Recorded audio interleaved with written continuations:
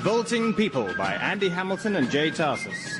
With Jay Tarsus, Sophie Thompson, James Fleet, Hugh Dennis, Felicity Montague, Tony Maudsley, Susie Blake, Philip Pope, Andy Hamilton, and Timothy West as General Venables.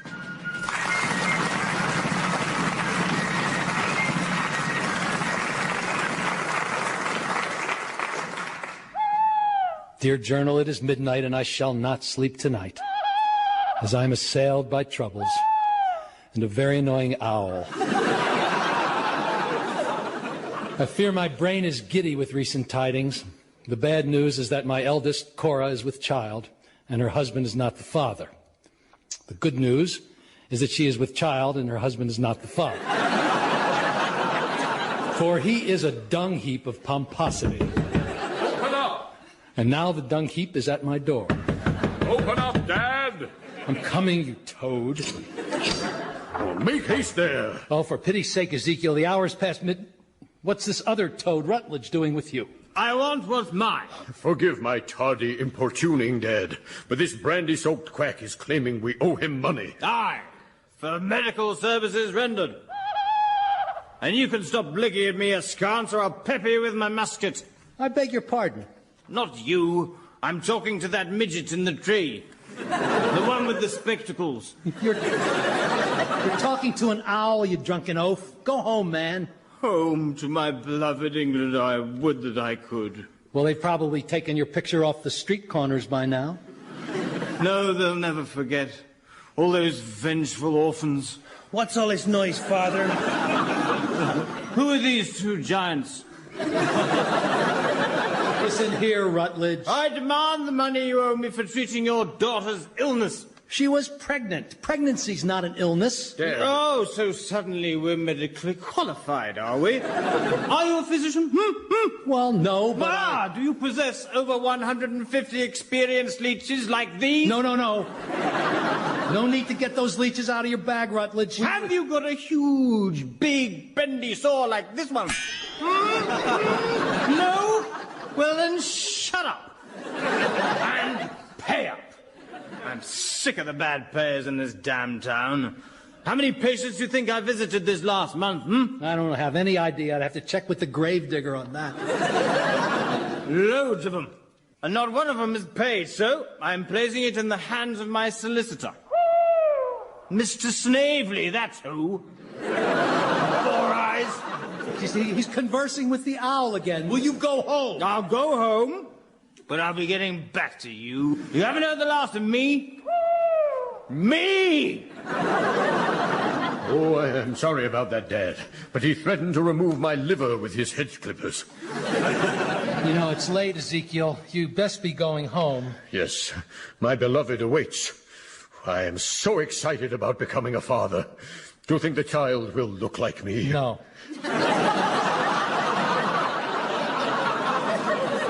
No? No, because babies never turn out the way you expect. That's right. Sometimes the pelican drops them into the wrong mulberry bush. Son, there's a conversation you and I need to have. Oh, calamity. That's the noise of an angry mob. Find the Judas! Kill the rats! After the traitor! What traitor? The traitor who told the Redcoats where to find Spartacus's printing press. The Blackguards have smashed it to smithereens. Oh, perhaps traitor's a rather strong word, Mary. Perhaps whoever informed about the printing press was not so much a traitor, but perhaps some well-meaning citizen who thought that perhaps if he gave the soldiers that information, then perhaps Spartacus would go quiet and this intolerable atmosphere of tension would dissipate somewhat, and then perhaps there might be less likelihood of reckless young hotheads breaking their fathers' hearts by dying in a hail of bullets.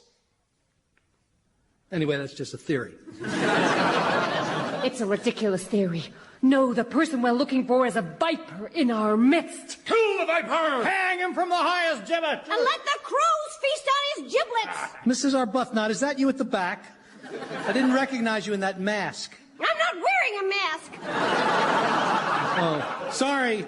Torchlight on your face creates a rather unsettling effect. You don't usually run with the mob, Mrs. Arbuthnot. I know, but I'm lonely, and the mob's a good place to meet men. Death to the viper! Death to the viper! Very few people knew about the printing press, so the viper is obviously someone close to home. Well, not necessarily. Then who else could have done it? Well, I might have been the Mohicans. The Mohicans? Yeah, they're always up to mischief. You ask any Indian fighter. But the Mohicans live in Canada. That's what they want us to think. Oh, for heaven's sake, it wasn't Mohicans. No, we don't need to look so far afield. Do we, Ezekiel? What exactly is your inference, sister-in-law? The printing press was hidden in your cellar. Without my knowledge and without my permission.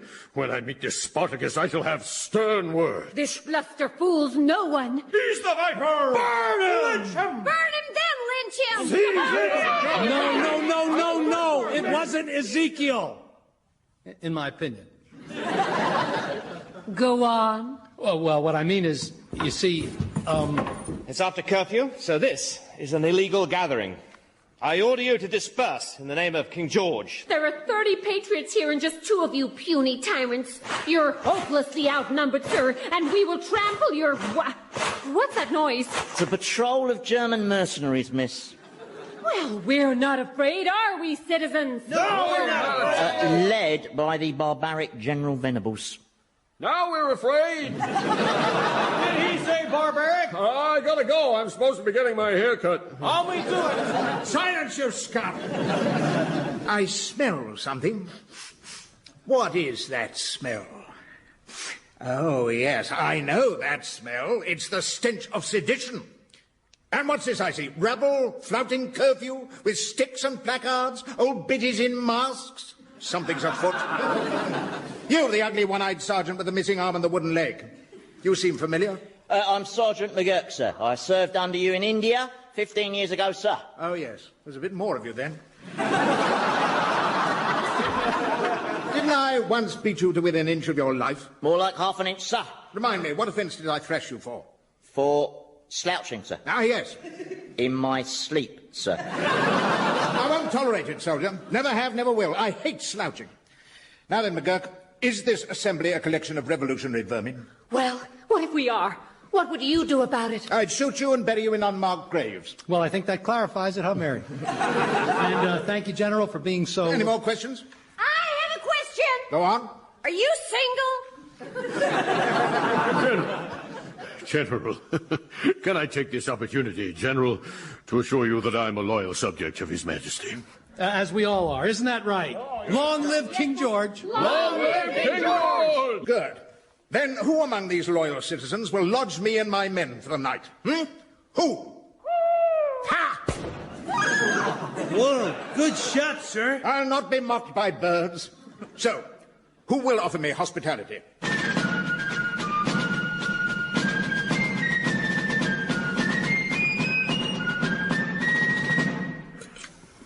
Morning, Mr. Oliphant. Did you sleep well? I slept as well as any man who spends the night on a stone floor because his bed's been given away to a bloodthirsty maniac. I'm sorry, sir. I just thought offering the General and his men a roof for the night was the most appeasing course. The Sergeant and I had to give up our beds, too. Did you get any sleep, Sergeant? Oh, eventually, sir, once I found the warm shelter of an empty rum barrel. It wasn't empty when you climbed in, though, was it? That General Venables scares me, Father. He's got a look that I've seen once before in the eyes of a rabid bobcat just before I shot it. Yes, well, sadly, we just can't shoot General Venables. Can't we? No, Mary, we'd all be hanged. Not if we said it was the Mohicans. Mary, I've got please. Mohicans' costumes in my dressing-up box. I'm going to pretend I didn't hear this discussion about killing and costumes. Besides, General Venables is merely here on a tour of inspection. He'll move on once he sees this town is being policed by highly competent military professionals like me and the Sergeant. I vote for the costumes. Okay. Good morning, General. Here, have my seat. Would you like a cushion? I'll get it all plumped up for you. There we go. All comfy. Did you sleep well? I always sleep well, provided I have a loaded pistol under my pillow. Do you know how many attempts there have been on my life? Oh, none, I'm sure. A popular fellow like you. 29. 29 attempts. 30 if you count the wife. God rest her soul. You shot your wife? Well, it was her or me. When your spouse is charging across the bathroom with a fixed bayonet, your instincts take over. Oh, and by the way, I'm sorry my Germans torched your barn. It's force of habit, I'm afraid. Oh, think nothing of it, General. I've been meaning to spend 6 months building a new one. And all that charcoal will come in handy. Well, it looks like fine weather. Indeed it does, General. Just perfect for an execution. Execution, General? Yeah, but of course. Last night you told me you destroyed Spartacus's printing press. Then surely you would be apprehending the traitor himself. We'll shoot him tomorrow at sunset. I thought people were usually shot at dawn, sir. Oh, no, sunset's much better for an execution. Means you've got the whole day to look forward to it. Well, the truth is, General, we found the press, but as regards this Spartacus, well, we haven't ascertained her identity. His identity, sir. I see. So where did you find the press?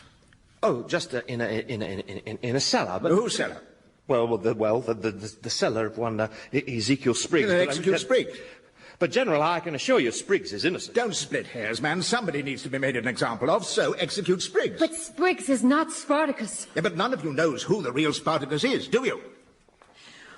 Well... You're absolutely right, General. Sadly, we're all totally baffled by the identity of this Spartacus. I can't help feeling, General, that there might be an alternative to executing Spriggs. Well, I suppose we could round up the entire town and shoot 30 citizens every hour till Spartacus identifies himself. I prefer the Spriggs plan. Well, Spriggs it is. No, I'm sorry, General. I'm going to have to put my foot down over this. There's just no way I can allow Ezekiel Spriggs to be executed. So, when am I to be executed? Tomorrow, at sunset. I'm so sorry, Ezekiel. And what am I being executed for? Insurrection. I see. And what are you being executed for? Mutiny. Tomorrow we'll be taken from this cell and face the firing squad together. But we haven't had a trial. I mentioned that to the General, but he just laughed. Big laugh. Threw back his head and roared. Called in all the Germans and made me repeat it. Everyone had a good chuckle. There's someone to see you, English pig dog. Do you say pig dog in English? Not really, no. We don't have composite nouns like you do. Oh.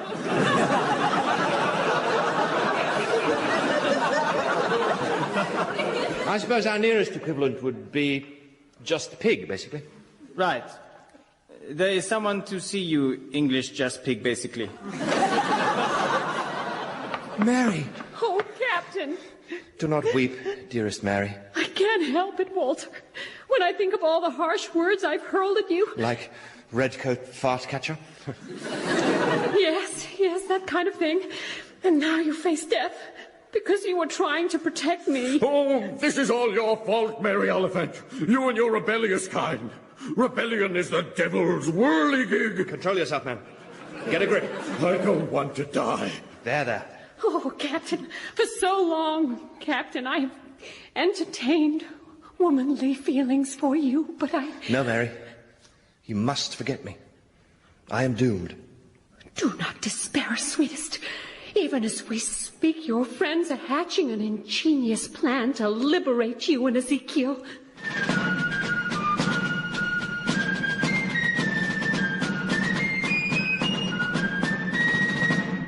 Here's the plan. In the dead of night, we break into the jailhouse armed with pistols and free the captain and Ezekiel. Will that work? No. Now, the place is swarming with hundreds of German mercenaries, so we'll be facing certain death. It's not the most attractive plan I've ever heard. Yeah, I know, but I was just trying to show willing, really. I have an idea, Father. Yes, Cora. What if my sister confessed to General Venables that she is Spartacus? Surely he wouldn't execute a woman. Good point.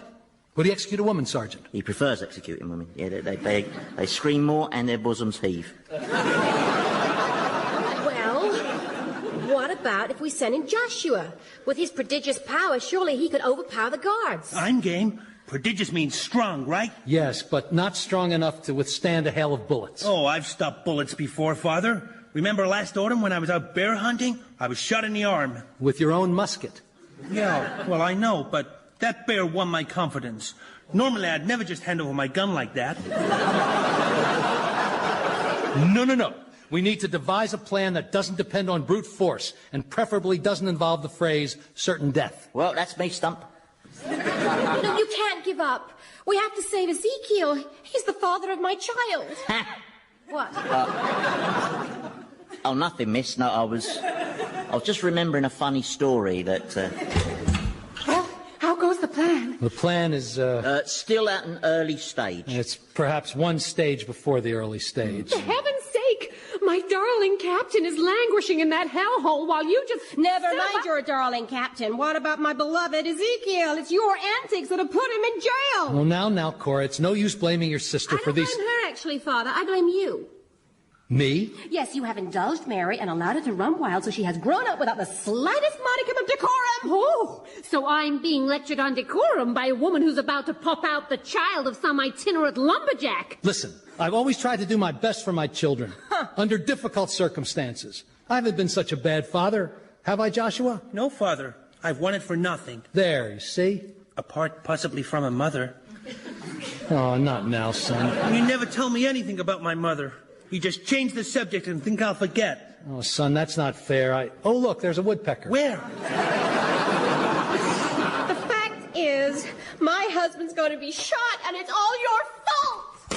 You've cost me the only man I could ever love. Daughters, why are they always crying and storming out of rooms? There is no woodpecker. You've tricked me for the last time, Father. How about sons? Oh, yeah. Your children always manage to make you feel guilty, and I just hate feeling guilty, don't you? No, I've never felt guilty. What, never? No, I've been found guilty, but... I really don't see why I should be expected to fix this whole sorry situation. Am I seriously expected to intervene with this lunatic Venables? I'd have to be an idiot to do that. More muffins, General? So, Oliphant, why the invitation? Well, it concerns tomorrow's execution. Mm-hmm. Have you considered that the evil subversive Spartacus will still be at large, and all you will have achieved is the slaughter of 2 innocent men? Well, there you go. See, the thing is, General, I know the identity of Spartacus, and I can deliver the traitor into your hands. Splendid. On one condition, that you sign this document countermanding the execution of Captain Grimshaw and Ezekiel Spriggs. Oh, no, I never cancel an execution. I can't cope with the disappointment. But this execution could start a war. Oh, yes. Yeah, well, fingers crossed. More muffins and more stinkweed tea, General? Yes, please. How do you manage to pour that teapot from your shoulder? Oh, I don't let all me absent limbs stop me from having a good time, sir. Now, besides, there's worse off than me. Well, there's one, anyway, Corporal Fenchurch. Yeah, they had to put him on wheels. And whenever his regiment attacks the cavalry, have to tow him behind one of the horses on a length of string. Yeah, well, this is all very interesting, Sergeant, but the General's about to sign this pardon, aren't you, General? You'll betray Spartacus to me. That's the arrangement. Very well. There. Now, who is this accursed Spartacus? Me.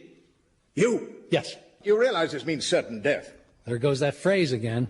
Damn, this development leaves me one short for tomorrow's execution. Sergeant. Yes, sir. I sentence you to death. Yes, sir. You sentence him to death for what? Well, let's see. Slouching, sir? That'll do. Yes, thank you, Sergeant. Well, gentlemen, enjoyable as this has been, I'm afraid I must... Are you all right, General? I seem to have this pain in my belly. Excuse me. While I avail myself of your latrine. Oh, I wonder what brought that on. I don't. Oh, no, it was the stinkweed tea, wasn't it? No, it was not the stinkweed tea. No, it was the arsenic in the stinkweed tea. You put arsenic in his tea? Well, not enough to kill him, obviously, just temporarily cripple him with stomach pain, you know. What an unbelievably stupid thing to do. Oh, what as stupid as pretending to be Spartacus and getting us both sentenced to death. Well, at least I've achieved something. I've secured the release of Grimshaw and Ezekiel. All you've done is incapacitate Venables. But he'll be fine again by the morning, only in worse temper. He'll probably execute the whole town. Sergeant! Just listen to that. Well, the poor man's obviously in some distress, isn't he? No doubt he's summoning me to tell me that he'd like some medical attention. I, of course, shall promptly call out the local physician, Dr. Rutledge. And with a bit of luck, the General will be dead by morning. Well, that is a brilliant plan, McGurk. Yeah. But it's kind of tantamount to murder, isn't it? Well, sir, I'd say this is a case of murder or be murdered, to quote our family motto. Yeah. Well, I don't know. Sergeant! No, I do know. I know that in all decency I cannot stand idly by while Rutledge bleeds a fellow human being to death beneath my own roof. It's unthinkable that I could stand by and watch that happen. So I'm going out for a walk. Understood, yeah.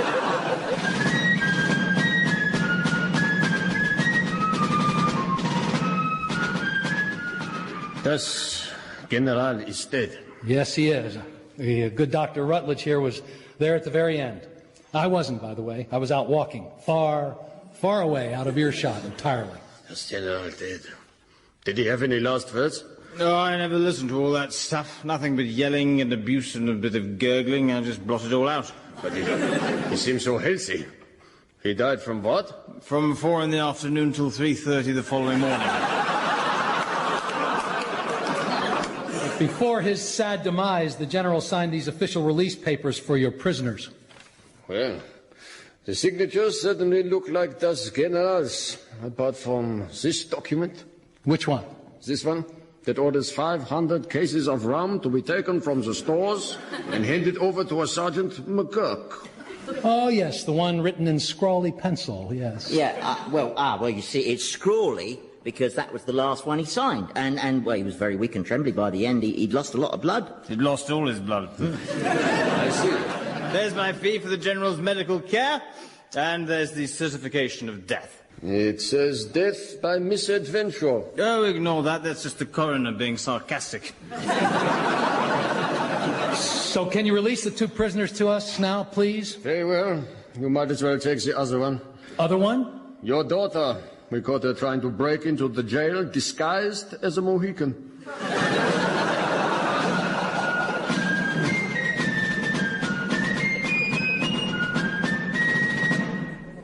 Oh, please, please. I wonder if I might be allowed to make a short speech sprinkled with classical references to celebrate this joyful occasion. Actually, Mrs. Arbuthnot, I'm not quite sure why you're here. Oh, I'm with the cute little sergeant. No, you're not. You're always making these shameless advances. Doesn't Mr. Arbuthnot mind? There is no Mr. Arbuthnot. He died. May God have mercy on him. Well, if he died, then God did, didn't he? I mean... Yo-ho, Father. I'm home. Oh, hello, son. Have you calmed down now? Yes, Father. Whenever I'm tense, I go out into the wilderness and kill a large mammal. If that isn't relaxing, I don't know what is. There. One more dead grizzly. I strangled this one with my bare hands. You strangled him? Yeah. Well, it was the only way I could get my musket back, you see. Don't mind, Joshua. I'm about to orate in praise of how brave your father has been. Braver than throttling a grizzly? Father made a deal with General Venables. He was prepared to lay down his own life to save Ezekiel and Captain Brimshaw. But then fate stepped in and sent the general to meet his maker. That's right. It was fate, wasn't it, Sergeant? Certainly was, say it. At least I think it was. I'd actually gone for a walk when it happened. May I begin by saying, Sam, how grateful I am personally for the courageous steps you took to extricate me from such a perilous situation. Why, thank you, Zeke. Even if you did create that situation. I created it? Why, yes. Cora informs me that Mary was Spartacus all along. Frankly, I find it astonishing that her father did nothing to curtail her dangerous activities. I really must speak up for Mr. Oliphant. Well, thank you, Captain. It's not true that he did nothing. That's right. For a start, he told us where to find the printing press. Oh, God. He did what? So my own father turns out to be the repulsive jackal in our midst. I preferred Viper. Mary, sweetest. He did what any father would when his daughter is occupying herself with insurrection. Don't sweetest me, you rough oppressor. Puff your rippling chest all you like, sir. I'll not be silenced by you or any man who serves King George. That pox-ridden German lord basket. Oh, listen to that fishwife's tongue. She shall be beaten like a gong. Oh, shut your blether, limp britches. Limp breeches? Mary, I must insist that... Release me from your steely grip, sir. Oh, not right away, you goose. I'm still struggling. Roy, let's leave this party to the young people. I got some more of that Courvoisier out back. Don't mind if I do, Sam. Well, Phew. got out of that one, eh? Skin of our teeth, sir. Another crisis averted. Yeah. Well, till the war starts. Oh, you don't really think there'll be a war, do you, Roy? I don't understand your daughter, Mr. Oliphant. She pushes me away, she pulls me in, she hits me, she pets me. What does she want? She wants you to slip her the bishop, sir.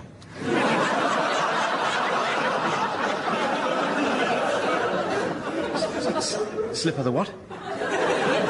The bishop. It's a slang. Roy! Sir. Oh, sorry, sir. Sorry, sir. Sorry. Captain Grimshaw, Sergeant says there's going to be a war.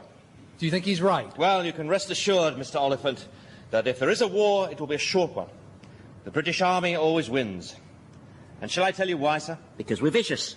Well, maybe the British won't win this time. Who knows? Maybe the New World will unite and kick out the British and become a thriving, robust young country that someday may grow into the most powerful nation on earth.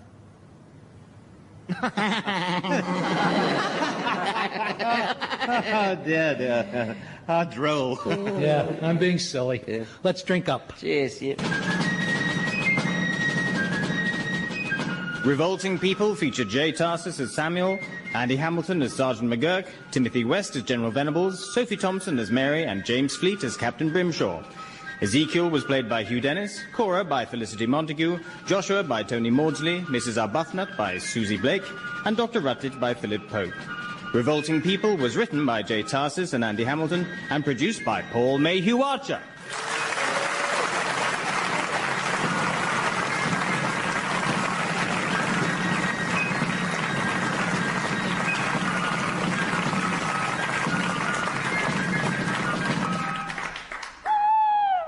Will you not come to bed, my dearest, after my close brush with death?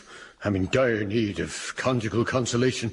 Regrettably, that's not possible, my darling, for I am heavy with child. I did overhear, whilst in the tavern, some men commenting that often women who are expecting feel a marked increase in their needs of the flesh. Oh, no, husband. That must have been the devil leading them astray, because it is depraved and unsafe for a woman to be intimate when she's gestating. Oh, I didn't know that. Oh, yes. And indeed, for quite a while after the child is born, all such contact is to be avoided. And for how long a period is that? I think it's 10 years. Oh. Good night, gentle husband. Good night, dearest wife. Sweet Jesus.